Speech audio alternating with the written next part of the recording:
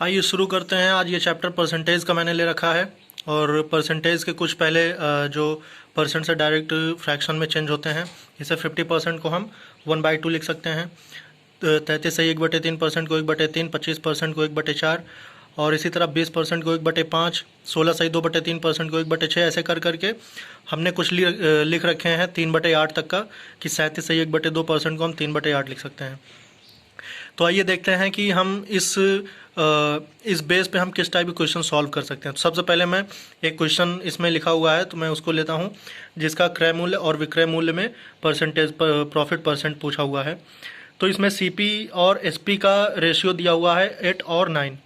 तो मतलब खरीदी गई वस्तु 8 रुपये की और बेची गई वस्तु 9 रुपये की, तो 8 पे 1 रुपये का बेनिफिट हो रहा। तो जो हम प्रॉफिट परसेंट निकालते हैं तो वो सीपी पे निकालते हैं, तो जितने का प्रॉफिट अपॉन में सीपी इंटू 100, तो इससे हम निकाल सकते हैं कि कितने का हमारा प्रॉफिट हुआ है। तो जैसे इसमें 1/8 इंटू 100, इसको जब सॉल्व करेंगे तो ये आएगा 12 से 1/2%। तो इसका मतलब हमें 12 से 1/2% का हमें लाभ हुआ है। इसका मतलब ये होता है कि 8 रुपये पे 1 रुपये का बेनिफिट, और 8 रुपये का 12 से 1/2% 1 रुपये होगा। तो ये हमारा पहला क्वेश्चन हमने प्रॉफिट, ये जो परसेंटेज की जो ये सीरीज़ दी हुई है इससे हमने सॉल्व करा है। इसी तरह हम दूसरा देखते हैं। तो दूसरे में क्या दिया हुआ है, इसमें भी हमको प्रॉफिट परसेंट इसमें सीपी निकालना है। इसमें एसपी दे रखा है 2114, प्रॉफिट परसेंटेज दे रखा है 16 से 2/3% और सीपी हमें निकालना है।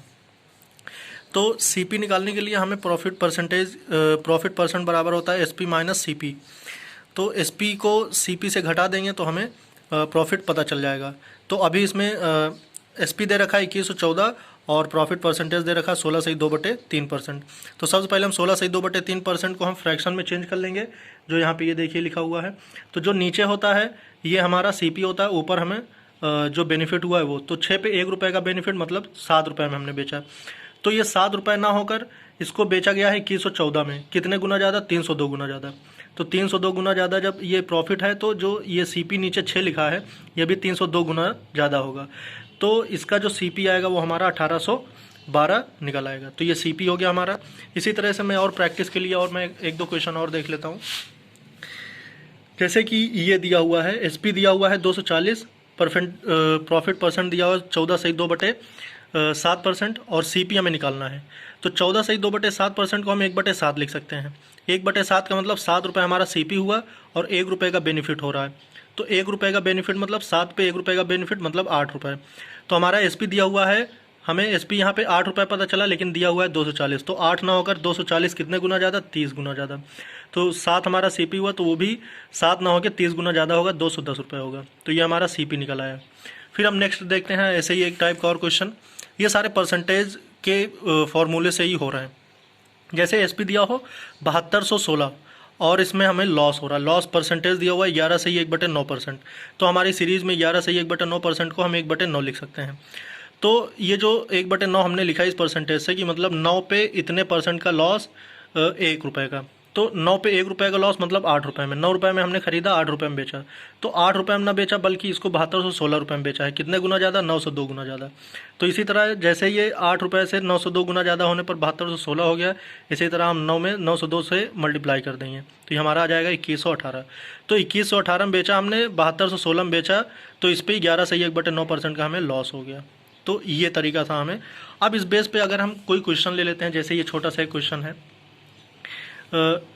यदि किसी संख्या में हम उसका 16 से 2/3% जोड़ देते हैं तो हमें 4200 प्राप्त होता है। संख्या बताइए।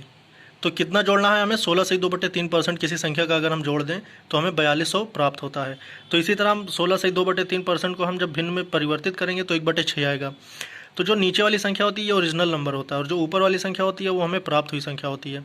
तो हमने जब मान लो हमने 6 माना, 6 का 16 से 2/3% जब जोड़ेंगे तो 1 आएगा। तो 6 में 1 जोड़ने पर 7 हो रहा है।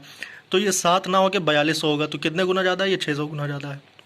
इसी तरह वो 6 ना होकर 600 गुना ज़्यादा होगा तो वो 3600 हो जाएगा।